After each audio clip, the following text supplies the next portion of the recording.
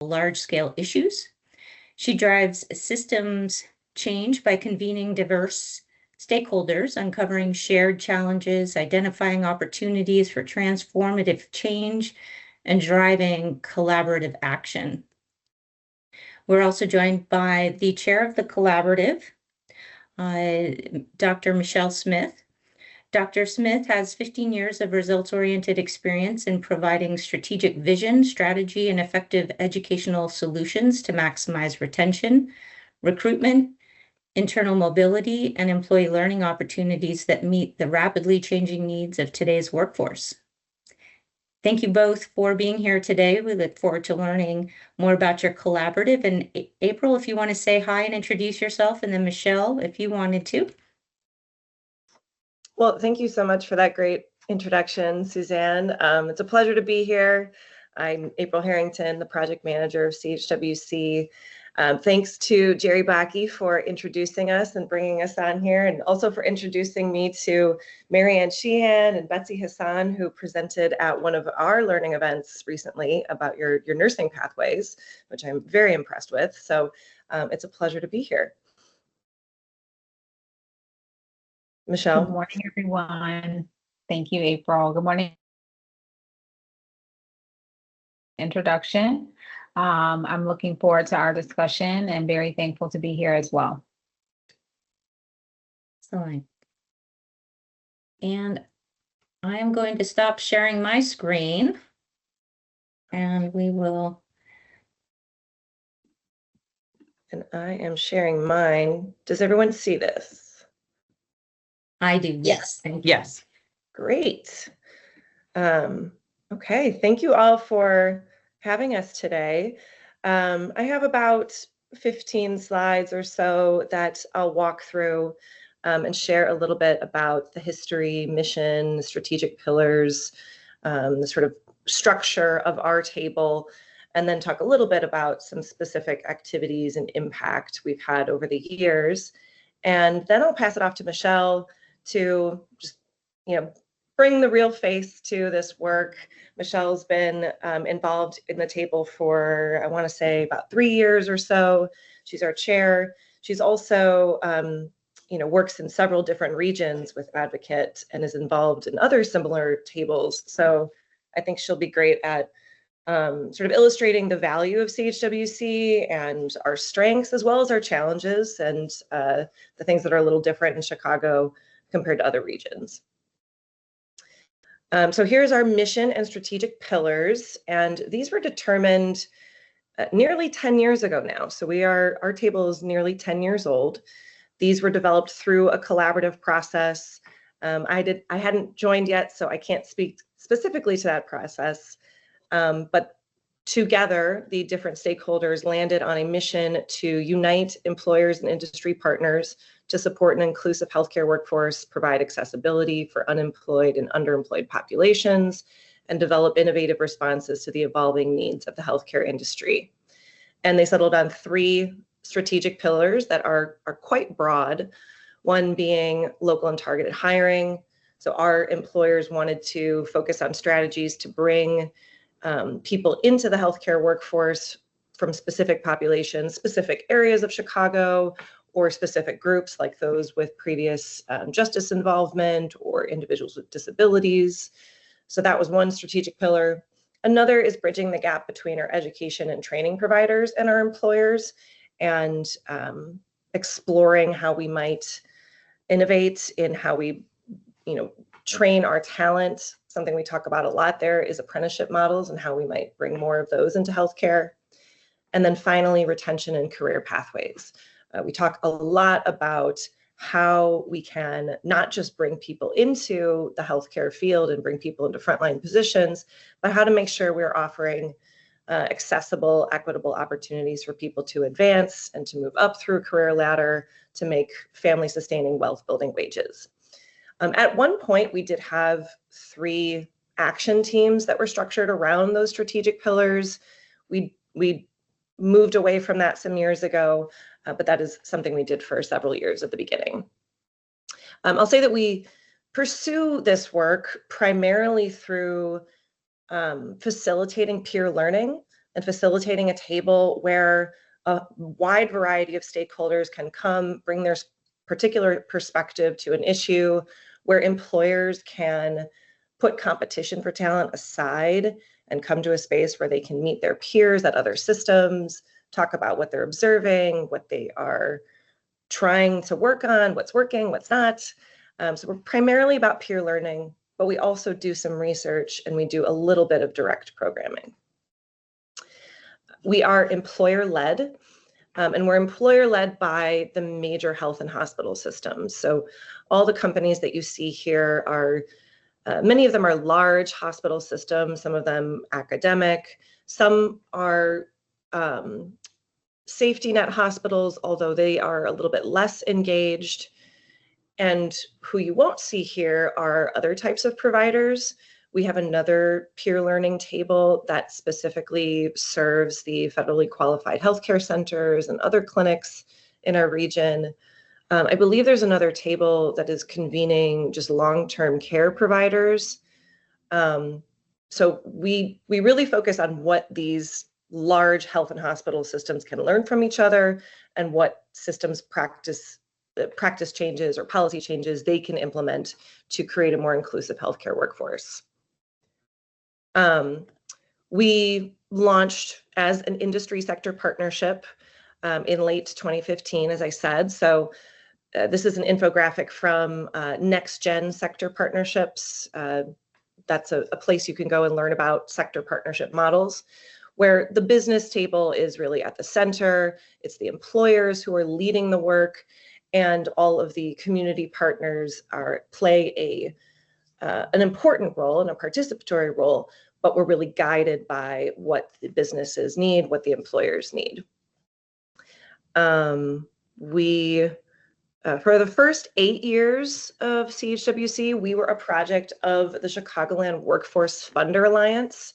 So we've never been attached to a state or a city. We've always been a privately funded, or historically we have been a privately funded table. The Chicagoland Workforce Funder Alliance brings together several private foundations who are interested in funding workforce development and want to come together to fund systems change projects. So that table is where we sat for 8 years. They also fund other sector partnerships, and they're still involved now. We did make a shift, and apologize, this infographic is a little wonky, but up here you'll see the Chicagoland Workforce Funder Alliance is still involved, and they are still funding the table, but we have moved under Health and Medicine Policy Research Group, which is a small to medium-sized nonprofit. And that is because we have received some federal funding through the Good Jobs Challenge grant. The Workforce Funder Alliance doesn't accept federal funding, so that's why we needed to make this switch. So Health and Medicine Policy Research Group currently hosts 2 workforce tables, the Chicagoland Healthcare Workforce Collaborative and the Public Health Workforce Collaborative, which was launched during COVID. They specifically focus on public health. They focus on community health workers, on behavioral health workers, on others as well. But we are sister tables, and we do communicate, and we have many of the similar stakeholders at both of those tables. We're both receiving some of this federal funding to do some training, and we now have a joint health youth pathways committee.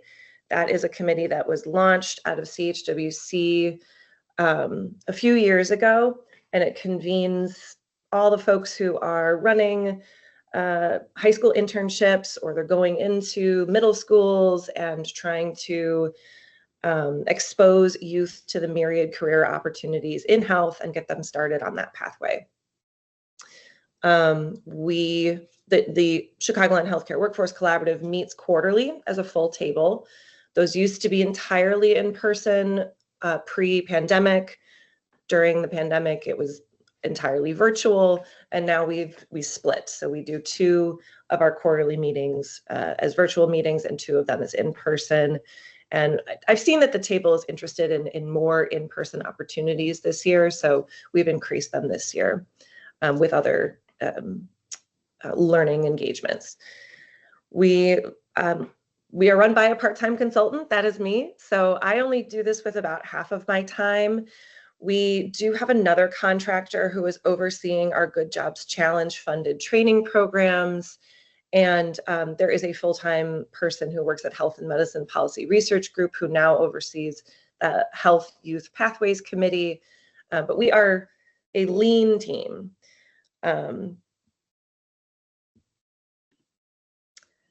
We are overseen by our steering committee, of which we now have 7 members, and Michelle is our chair.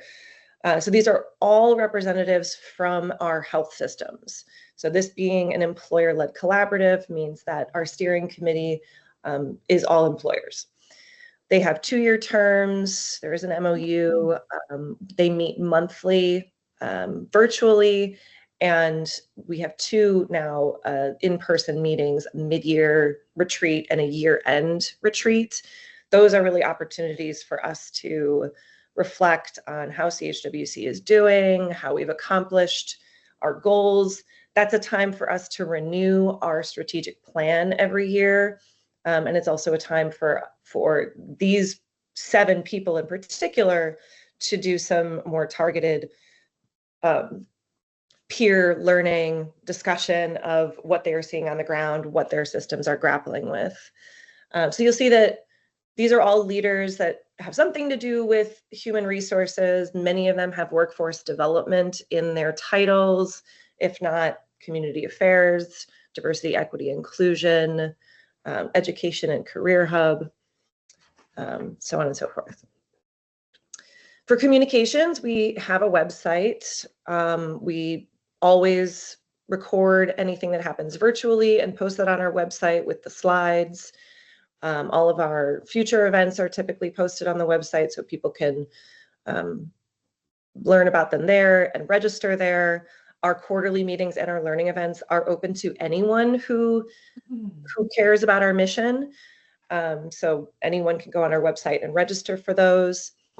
We also have a monthly newsletter where I, include agendas for upcoming meetings or upcoming learning events. There's also typically, several announcements of things going on in the ecosystem, stakeholders who are seeking partners or learning events and convenings that are happening with other tables. We also have a LinkedIn, and it is a goal of mine to increase our LinkedIn presence, but I'm terrible at that. I'm trying. Moving on a little bit to what we're currently working on and what we've been doing the past few years. This is a 5-year vision statement that the steering committee came up with at our mid-year retreat last year. CHWC is a healthcare workforce development think tank led by exceptional healthcare leaders with experience in health equity, workforce development, community engagement, and diversity, equity, and inclusion. CHWC is recognized locally and nationally as an exemplary model of peer learning and collective problem solving. So workforce presentation. Sorry, someone have a question?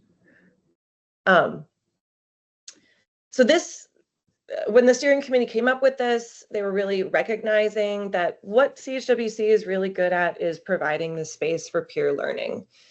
Well, we have run some training programs in the past and currently, and we might again in the future. The real value, what we are uniquely capable of doing, is creating this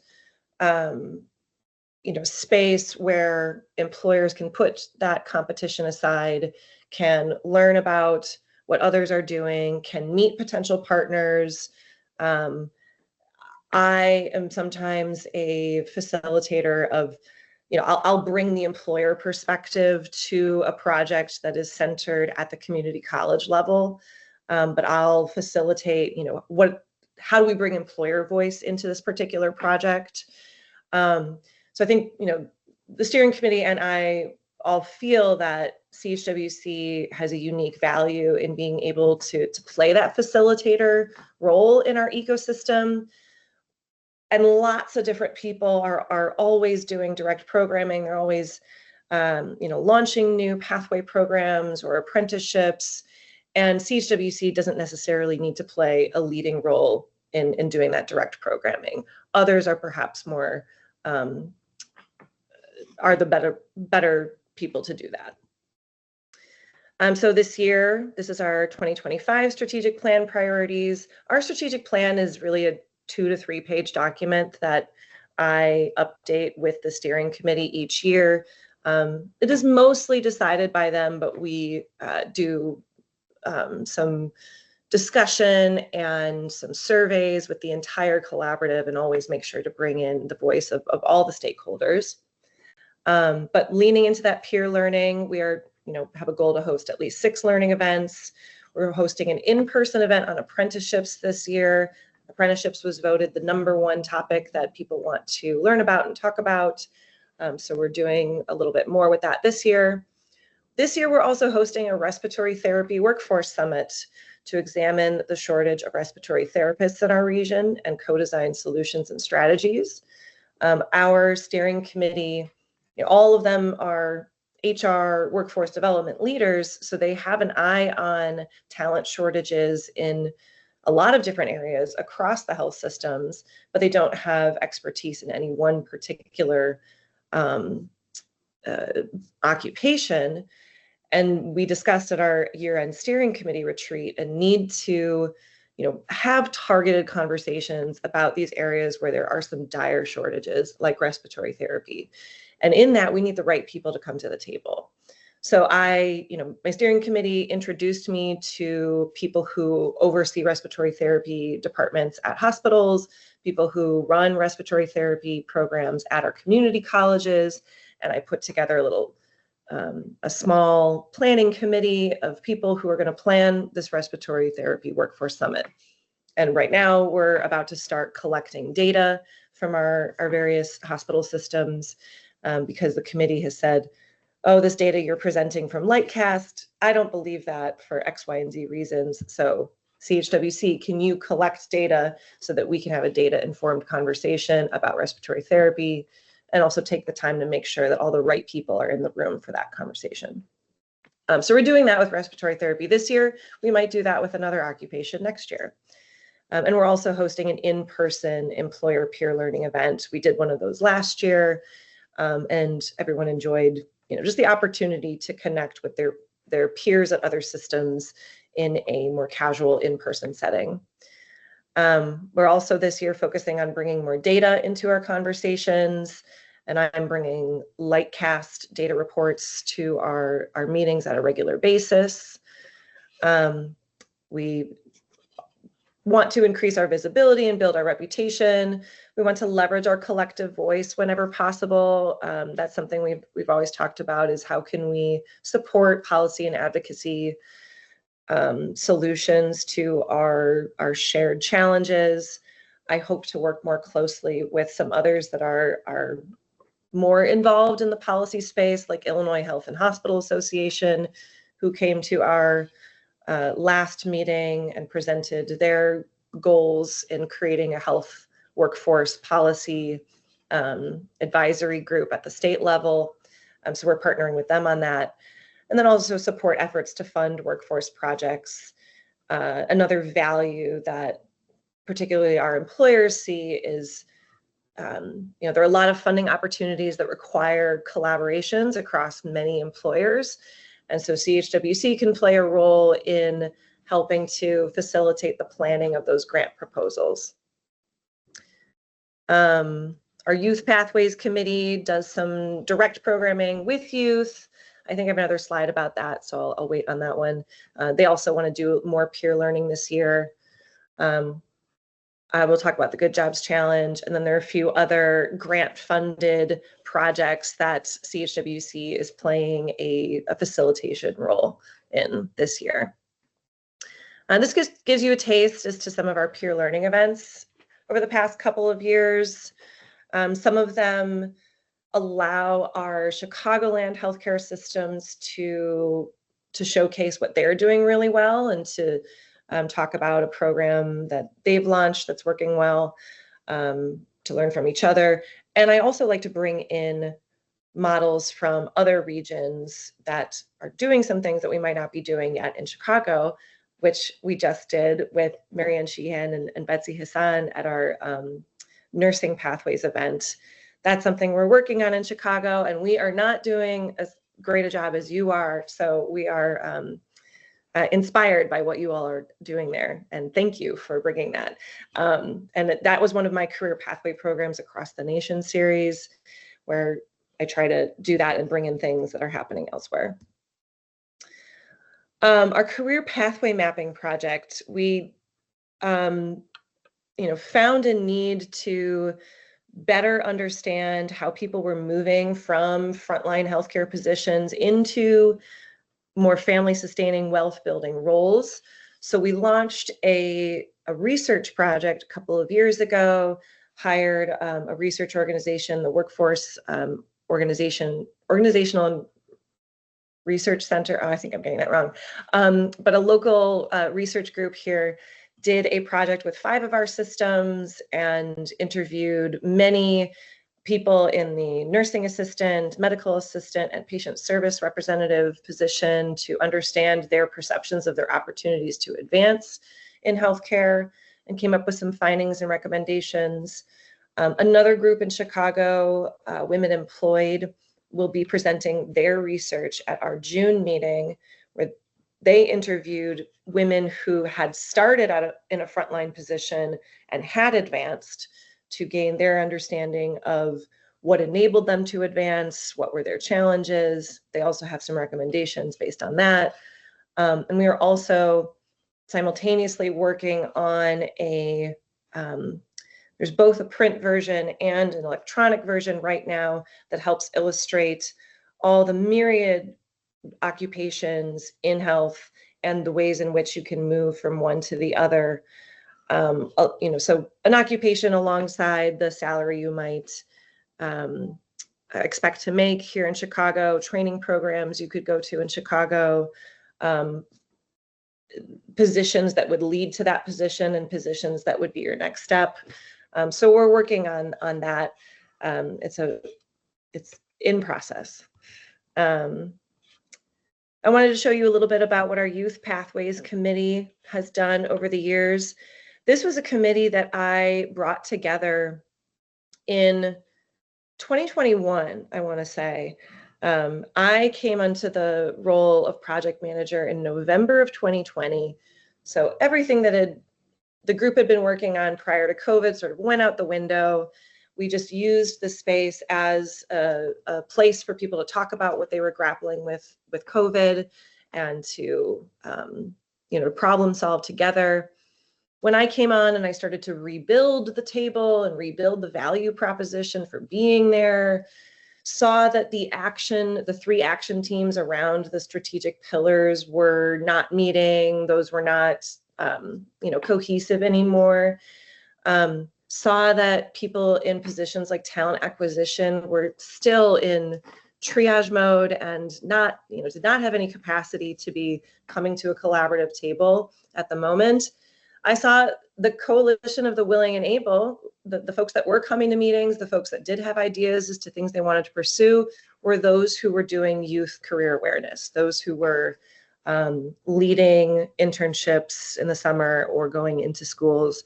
So we built a committee around them. I had them sort of brainstorm what they could be doing together.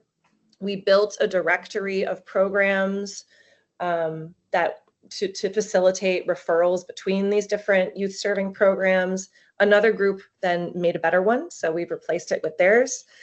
We would host virtual showcases. This was, again, when everything was being done virtually. We'd host virtual info sessions for high school students on all the programs available to them. And we worked on increasing our speakers bureau, both the speakers and the speaking engagements. We now have a Good Jobs Challenge grant in which we are funding some nursing assistant training programs and also working on upskilling nursing assistants. We have some participants who are pursuing their associate's degree of nursing.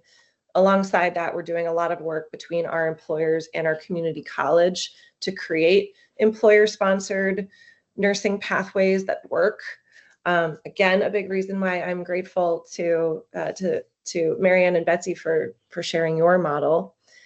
I'm not going to go into too much detail there, but we now have a community of practice that focuses specifically on this programming and meets on a monthly basis. And I want to get to Michelle's reflections, but for me, I think that my value to everyone in the ecosystem, and particularly to the employers who are members of the healthcare collaborative, the value comes from building the relationships and facilitating the peer learning and supporting connections. I feel like, for me personally, just knowing what everyone is interested in, what everyone's challenges are, what potential partners are looking for other partners out there, and making those connections is the greatest value that I bring personally to this ecosystem. Building trust is really critical and difficult. I think there are a lot of major health systems in Chicago that compete with each other for talent and compete with each other in other ways. And so building a space where they feel comfortable sharing strengths and challenges, sharing data is a challenging thing to do within CHWC, but we do it sometimes. But that's difficult. Competition, capacity, and communication always pose a challenge. We can only work on as much as our members whose their primary job is with their organization and they're coming to CHWC, and Michelle, the steering committee, they're in a way playing a voluntary role there. We can only get as much done at CHWC as people have the capacity for. And I feel like we're kind of at capacity with the number of initiatives and events we have right now. And like I was saying with the Youth Pathways Committee, build a coalition of the willing and able. Whoever is interested in collaborating, whoever is ready to work together, do what they want to do. That's what I've done at CHWC. I'm going to stop sharing, and I think you all have these slides, or Suzanne will be sharing them, and I'm happy to answer questions. Well, thank you all so much for having us. I put my email in the chat. I'm happy to talk to anyone anytime if I can be of use, and I'm sure that I'll be reaching out to one or many of you in the future again, like I did with Marianne. Thank you so much, April. Thank you, Michelle. It's been a pleasure, and we will be in touch again sometime soon, and I'll see everyone on the 14th for our next meeting. Thank you. Thank you. Take care, everyone.